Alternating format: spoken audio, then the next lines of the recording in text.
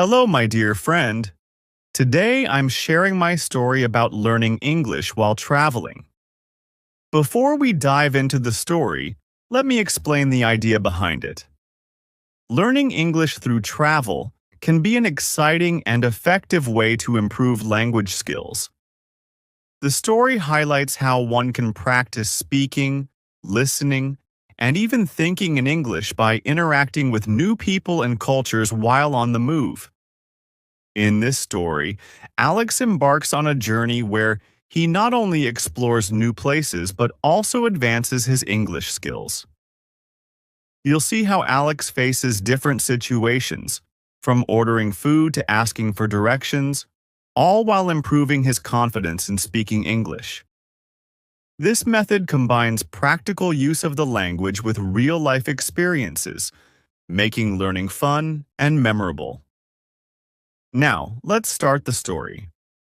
Hi, my name is Alex, and today I'm sharing something really exciting.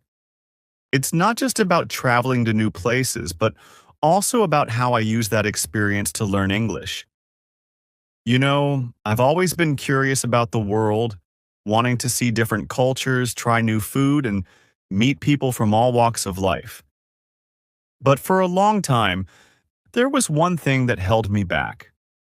My English. Sure, I understood English from school and videos, but speaking? That was a whole different story.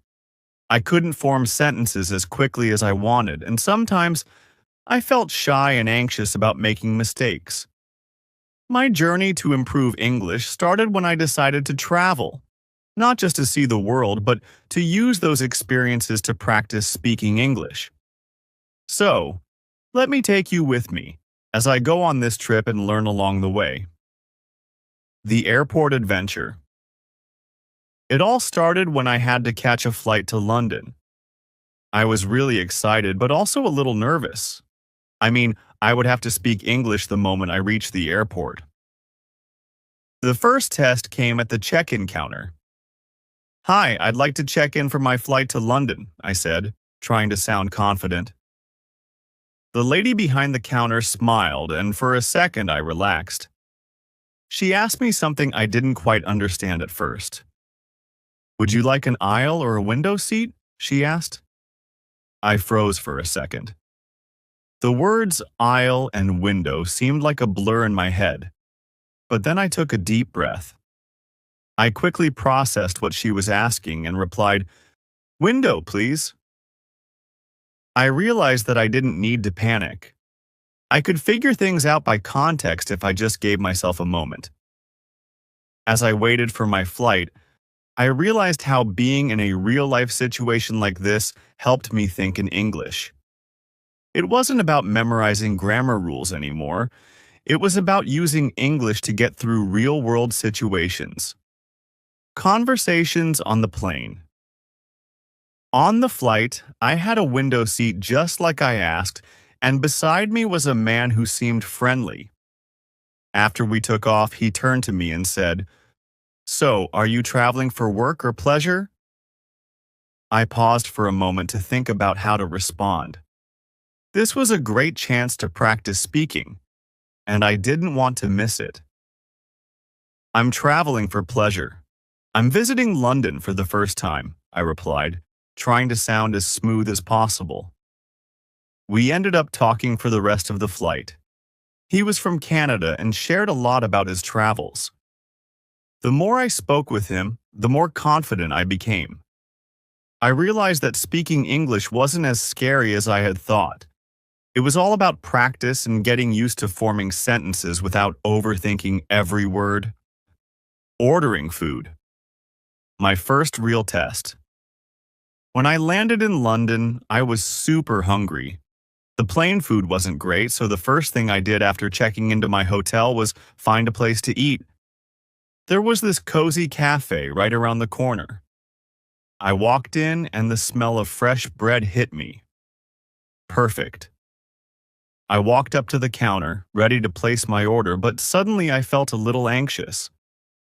I knew what I wanted, but I wasn't sure how to say it. The menu had all these new words that I wasn't familiar with. the lady behind the counter smiled and asked, "What can I get for you today?"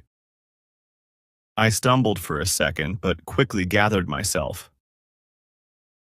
"I'd like a sandwich with ham and cheese, please," I said, hoping I got it right. "Do you want it toasted?" she asked. "Yes, toasted, please," I replied, feeling a small victory in my heart. I managed to order food in English without any major mistakes. It felt good, and it boosted my confidence even more. Navigating the city. During my trip, I had to ask for directions several times, and every time I learned a new phrase or expression. One day, I needed to find a museum I had read about online. I stopped by a tourist information desk and asked, "Excuse me, can you tell me how to get to the British Museum?" The lady at the desk smiled and gave me directions, using words like "turn left" and "go straight ahead." I had to pay close attention because, let's face it, I wasn't used to all these directions in English. But by repeating them in my head and asking a follow-up question when I wasn't sure, I managed to get to the museum without getting lost. I learned that when you're traveling, it's okay to ask people to repeat themselves or to clarify if you didn't understand the first time. Most people are more than willing to help, especially when they see you're trying. Meeting new people. One of the best parts about traveling is meeting new people. I stayed in a hostel for a few days, and there were travelers from all over the world. In the common room, I met a guy named Jack from Australia and a girl named Maria from Spain. We talked every evening, sharing stories about our travels. Jack spoke fast, and sometimes I had to ask him to slow down or explain a word. But Maria, who was also learning English, and I connected really well. We would help each other with vocabulary and pronunciation. It felt good knowing I wasn't the only one learning English while traveling. Learning on the go, I realized that traveling is like being in a giant classroom.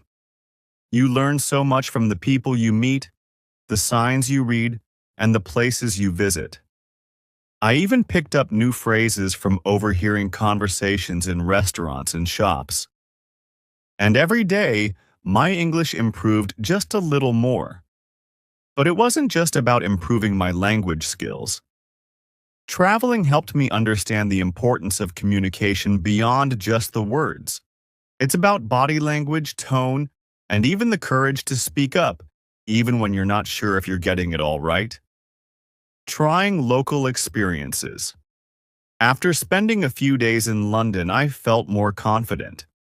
So I decided to challenge myself even more by visiting smaller towns, where I could interact with people who might not speak as much English with foreign accents, unlike the international crowd in London. I took a train to a small town called Bath, known for its ancient Roman baths and beautiful Georgian architecture. This place was a bit quieter, and I felt like I could slow down and practice even more. On my first day there, I walked into a little bakery that looked like it had been around for centuries. "Hello," I greeted the elderly woman behind the counter. She smiled warmly and asked, "What can I get for you, dear?" Now, this is where I hit a bit of a wall. The baked goods on display were all labeled with names I had never seen before. I wanted to try something new, but I had no idea what they were. Instead of just pointing, I figured this was another chance to practice. Could you tell me what this one is?" I asked, pointing to a round golden pastry. "Ah, that's a traditional Bath bun," she explained. "It's sweet and filled with sugar and currants. It's quite famous around here." I nodded and smiled, taking mental notes of the new words she used. "I'll take one of those, please." As I enjoyed my Bath bun, I realized that the more I engaged with locals, the more new words and expressions I picked up. It wasn't just about ordering food anymore. It was about learning the local culture and language through these small interactions. Asking for recommendations. Later that day, I decided to explore the town and visit the famous Roman baths.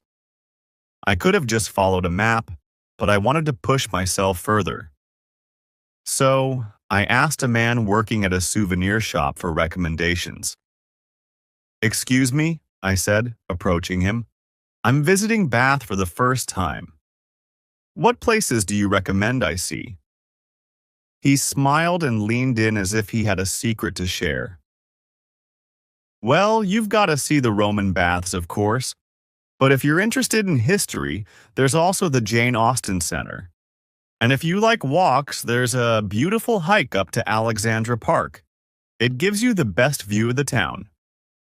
"That sounds great," I said, excited by the idea of exploring more than just the famous sites. "Could you tell me how to get to the park?" "Sure. You go down this street, turn left at the corner cafe, and follow the signs for Alexandra Park. It's a bit of a climb, but it's worth it." I thanked him and headed off, proud of how I had managed to ask for directions and even get a local's perspective on hidden gems. These conversations were becoming easier each day, and I realized that I was thinking more in English without translating everything in my head first. A funny misunderstanding. Of course, not everything went smoothly. There was one moment that, looking back, makes me laugh. While visiting a local pub, I wanted to try some traditional British food, and I noticed a dish called toad in the hole on the menu. It sounded strange, but I figured, why not?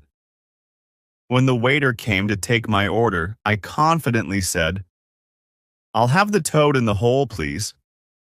He smiled and asked, "Would you like mash with that?" I blinked, confused. "Mash?" I repeated, trying to figure out what he meant. My mind immediately went to mashed potatoes, but I wasn't sure. "Yes, mashed potatoes," he clarified with a friendly grin. "It's a popular side dish with toad in the hole." I nodded quickly. "Yes, mash sounds great." Later, when the dish arrived, I learned that toad in the hole wasn't some exotic dish involving frogs, as I had briefly worried, but sausages baked in Yorkshire pudding, and the mash was indeed mashed potatoes. It was a funny moment, but one that reminded me that making mistakes is part of learning. And hey, I got to enjoy some delicious food in the process. Navigating challenges. Not everything was fun and games, though. One afternoon, I decided to take a bus to a nearby village. I was excited to visit, but when I got on the bus, I realized I had no idea how the local buses worked. Do I pay the driver when I get on, or do I need to buy a ticket in advance? The bus driver looked at me as I hesitated at the entrance. "Where are you headed, mate?" he asked in his thick British accent. I stammered a bit before replying, "I'm going to Castle Combe." Do I, um, do I buy the ticket here?" He nodded and said, "Yes, just tell me where you're going, and I'll give you the fare." I managed to pay and find a seat, but the experience taught me something important. It's okay to not know everything right away. The key is to stay calm, ask questions, and learn from every situation. Language through experience. As my travels continued, I realized something profound. The best way to learn English wasn't just through textbooks or language apps. It was through experiences. Every time I asked for directions, ordered food, or chatted with someone at a cafe, I was learning, not just the language, but how to communicate, how to express myself more clearly, and how to be okay with making mistakes. One day, while sitting in a park, I reflected on how far I had come. Just a few weeks ago, I would have felt too nervous to ask a stranger for directions. Now, I could hold entire conversations without overthinking every word. It wasn't about being perfect, it was about being understood. A conversation with locals. On my last evening in Bath, I sat in a small pub where locals gathered for a quiz night. I hadn't planned on participating, but a group of friendly locals invited me to join their team. It was the perfect opportunity to practice even more English. The quiz master read out questions, and our team huddled together to discuss the answers. I tried to contribute whenever I could, but more importantly, I listened. I listened to how they spoke, their casual expressions, and the way they played with words. At one point, we were stumped by a question about British pop music, and I jokingly said, "I'll leave that one to you guys. I'm still catching up on all the British bands." The group laughed, and one of them said, "Don't worry, mate. You've been a great help. Your English is really good." That compliment stuck with me. It wasn't about whether my English was perfect. It was about the effort I put in and the progress I had made. By traveling and putting myself in situations where I had to use English, I had learned more than I ever could have in a classroom. Returning home, a new perspective. When my trip came to an end, I felt a mix of emotions. I had fallen in love with the places I had visited and the people I had met. But more than that, I was proud of how much my English had improved.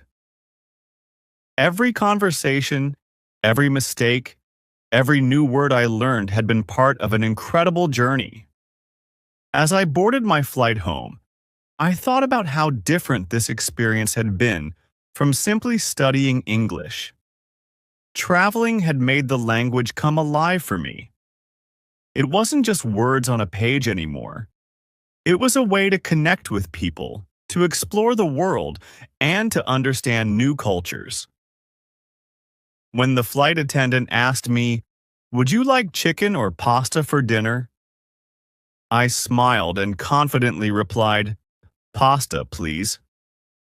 It was such a simple exchange, but it represented something much bigger to me. I had grown, not just as a traveler, but as a speaker of English. The journey home, reflecting on the lessons.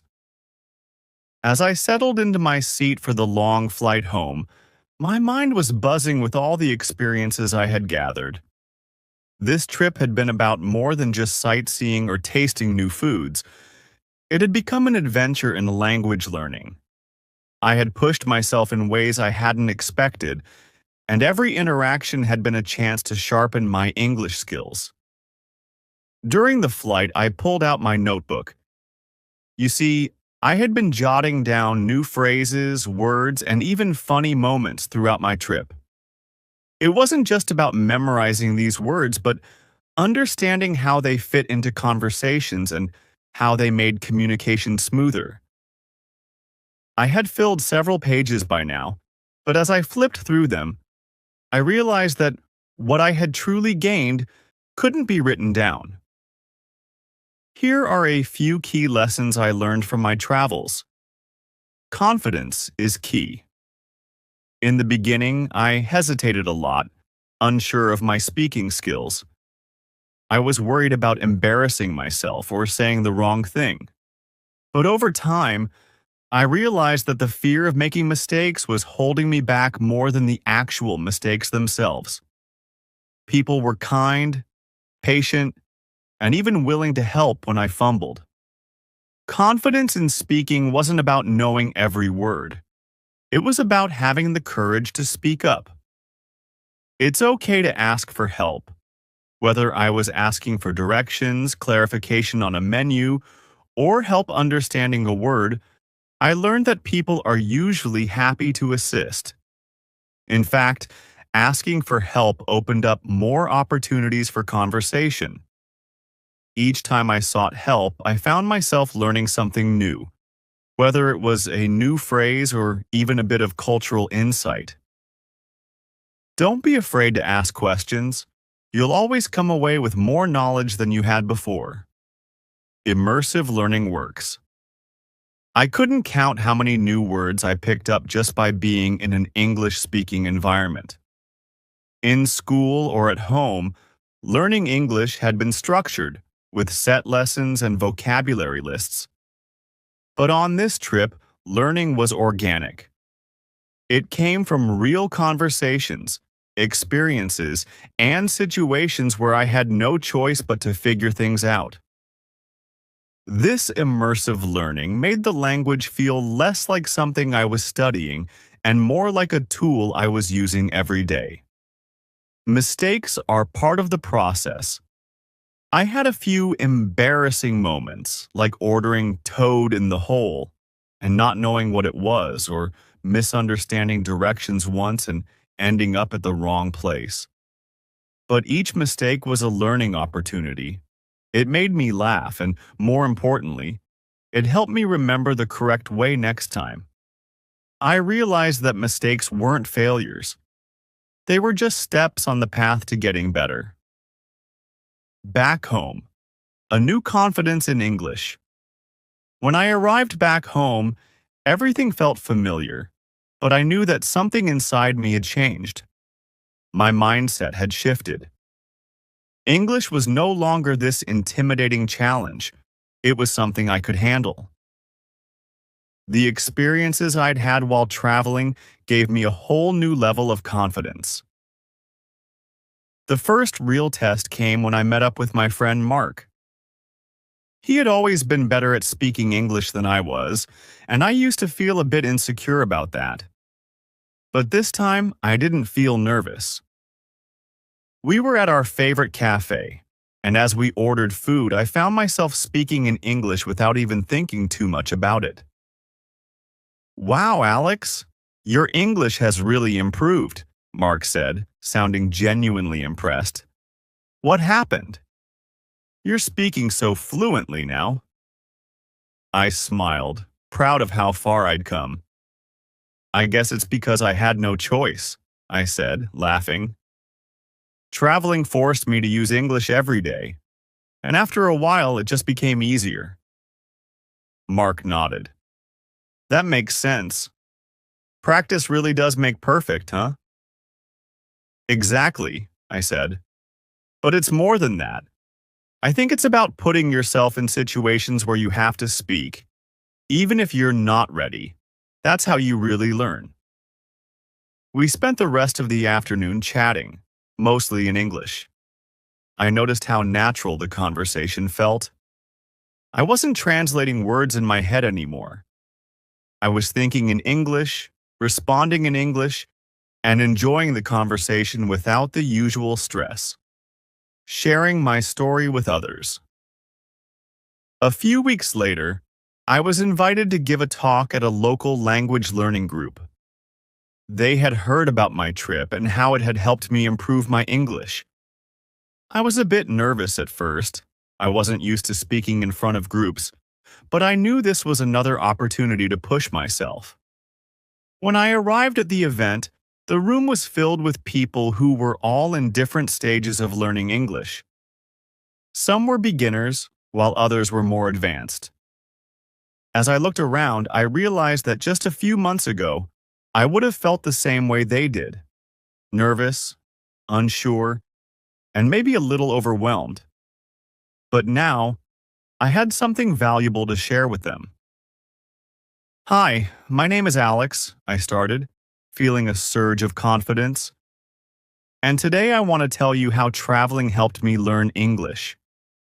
I shared stories about my trip, from ordering food in London to getting lost in Bath, and how each experience had taught me something new. I emphasized that learning a language isn't just about sitting in a classroom. It's about using it in real life, making mistakes, and learning as you go. After my talk, several people came up to me to ask questions. Some wanted advice on how to get over their fear of speaking, while others were curious about traveling as a way to practice English. I was happy to share everything I had learned and to encourage them to keep going, no matter how difficult it seemed. The road ahead. Looking back on my journey, I realized that learning English had become more than just a goal. It had become a part of my life. The fear I once had about speaking had faded, replaced by excitement and curiosity.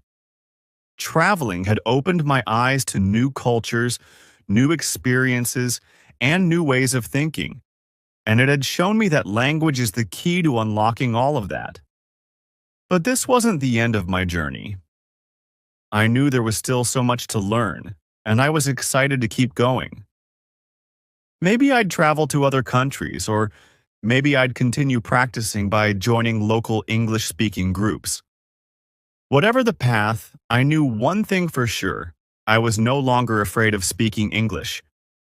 So, my friend, if you're reading this and wondering how you can improve your English, my advice is simple. Take the leap. Put yourself in situations where you have to use English, even if it feels uncomfortable at first. Travel if you can, meet new people, and don't be afraid of making mistakes. Every conversation, every interaction is a chance to learn and grow. And remember, learning a language is a journey, not a destination. Enjoy the process, celebrate your progress, and most importantly, keep going. You never know where it might take you. Exploring a new country. Arrival in Japan. After my successful trip to England, I felt ready to take on another challenge. This time, I decided to go somewhere completely different. Japan. The idea of traveling to a country where English wasn't the primary language excited me. It was a whole new level of testing my skills. Not only would I be using English to communicate with people who might not be fluent, but I'd also have to adapt to an entirely different culture. When I landed in Tokyo, I could already feel the difference. The signs, the language, the atmosphere, everything was new and unfamiliar. But I was excited. I knew that many people in Japan spoke some English, especially in the bigger cities like Tokyo. But I also knew that this trip would force me to get creative with my communication.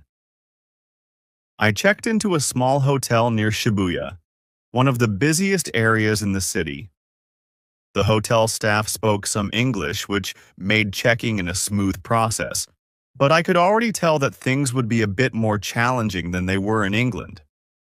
This wasn't just about learning English through conversations. It was about navigating a language barrier with what I already knew. First interaction at a local restaurant. After settling in, I was hungry, so I decided to head out and explore the neighborhood. I found a small local restaurant that looked inviting. It didn't seem like a place that catered to tourists, which was exactly what I wanted. I figured that pushing myself out of my comfort zone would help me grow even more. As I walked in, I was greeted by the hostess, who gave me a warm smile and said something in Japanese. I had no idea what she said, but I smiled back and responded, "Hi, table for one, please." She hesitated for a moment, then nodded and led me to a table. The menu was all in Japanese, but fortunately, there were pictures of the dishes. I scanned the menu, looking for something that looked interesting. Once the waiter came to take my order, I realized I was in for a challenge. He spoke very little English, and I didn't know enough Japanese to explain what I wanted in detail. I'll have this one, I said, pointing to a dish on the menu. It looked like some kind of noodle soup, and I was eager to try it. The waiter nodded, but then asked me something in Japanese. I had no idea what he was saying, but his gesture suggested he was asking a question about the dish, probably asking if I wanted a specific ingredient or a different version of the dish. I paused, smiled, and said, "Could you explain in English?" He thought for a moment, then said slowly, "Spicy or no spicy?" That was it. I smiled back, relieved. Not spicy, please, I said. This simple exchange made me realize how much I relied on nonverbal cues and context when speaking English in a non-English speaking country. Even though the conversation was minimal, I had managed to communicate successfully. And when the food arrived, it was delicious. A steaming bowl of ramen, just the way I wanted it. Asking for directions. The next day, I decided to visit a famous temple in Tokyo, Sensoji. I knew I could have just used a map or my phone's GPS to get there, but I wanted to practice asking for directions. So I found a local convenience store and approached the cashier. "Excuse me," I began. "How do I get to Sensoji Temple?" The young man behind the counter looked a bit surprised. Probably because he wasn't used to tourists asking for directions in English. But after a moment he smiled and said, "Ah, Sensoji. You go straight and then left." He gestured with his hands, showing me the directions more clearly. "Thank you so much," I said, appreciating his effort to help me in English. I followed his directions and sure enough, I found the temple. As I stood in front of the beautiful red gate of Sensoji, I felt a sense of accomplishment. It wasn't just about reaching the destination. It was about the little victories along the way. Each conversation, each interaction, was another step toward improving my English skills and becoming more confident in my ability to communicate, even in unfamiliar situations. Joining a tour group. A few days later, I decided to join a guided tour of Mount Fuji. It was a chance to explore Japan's natural beauty and meet other travelers who might be English speakers. When I arrived at the meeting point, I was pleased to see that the guide was fluent in both Japanese and English, which made the tour much easier to follow. The group was made up of people from different countries, including a few fellow travelers from English-speaking countries like the United States and Australia. During the tour, we had plenty of time to chat as we made our way up the scenic route. I quickly fell into conversation with a couple from Canada, and we talked about our travel experiences. "You've been traveling a lot lately," one of them, Megan, said. "How's your English been holding up?" "It's been great," I replied, excited to share my experiences. I was in England before this, and now here in Japan, I'm using English even more than I expected. It's amazing how much you can learn just by talking to people. Megan nodded. "Yeah, it's incredible how much language learning can happen when you're thrown into real-life situations. It's not the same as sitting in a classroom." "Exactly," I agreed. "You just have to use what you know and figure the rest out as you go." Making new friends. One evening in Kyoto, I joined a language exchange event that I found online. It was a chance for locals who were learning English to practice with native and fluent speakers, and for travelers like me to learn a bit of Japanese. The group met at a cozy cafe, and I was paired with a Japanese student named Haruto, who was eager to improve his English. "Hi, nice to meet you," Haruto said with a slight accent, but his English was clear. "Nice to meet you too," I replied. "How long have you been learning English?" "About 3 years," he said, "but I don't get much chance to practice speaking." We spent the next hour chatting about our lives, our interests, and our experiences with learning languages. Haruto was curious about my trip to Japan, and I was equally curious about his experiences learning English in Japan. At one point, he asked, "What is the hardest part of learning English for you?"